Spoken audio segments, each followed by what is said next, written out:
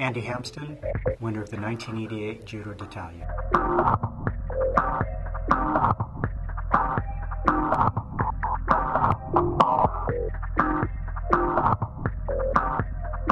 It was a great season. I learned a lot from everyone. The coach was fantastic, but I think more than anything I learned from Bernardino.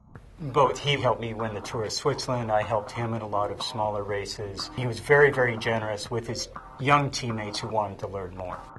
When we got to the Tour de France, all the rules changed because he had been saying we're all going to help Greg win the race, but he was trying to win the race too, which is a really fun, famous story. It was no fun at the time because, I want all my teammates to be brothers, but it was fratricide. But I learned a lot. And, I was on La Viclaire. I was on the best team in the world. Why would I ever leave? But because the management at La Viclaire had such a struggle between Le Monde and Hinault, it wasn't very cohesive. 7-Eleven was the best American team, dominated the criteriums, did well in all the races, but it had a ways to go to get up to the level of European racing. There was still that big gulf across the Atlantic to get over.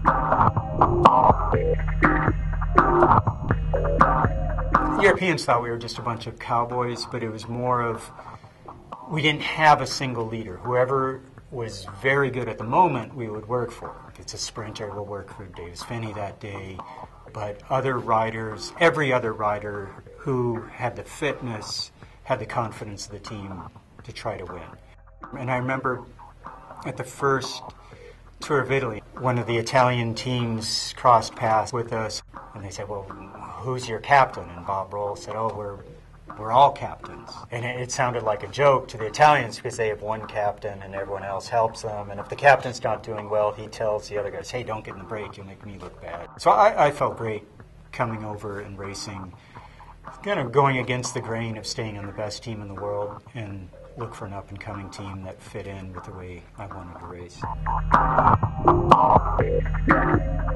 It really came down to, there was a stage over the Gavia Pass that we saw. It was 120 or 130 kilometers long, a medium mountain early, and then just a terribly hard mountain that hadn't been raced on for 30 years. It was snowing that morning. A freak snowstorm came in. I was pretty scared. Certainly keeping my head on my shoulders and my bike under me on the Gavia was athletically the furthest I've ever pushed myself. And also the best I prepared myself for a race. I still had to battle for a week with Broykink, who was very close to me, but took the lead and was able to fight for it all the way in. And it was on the American team. And I think for 7-Eleven, it's pretty agreed that's our greatest accomplishment.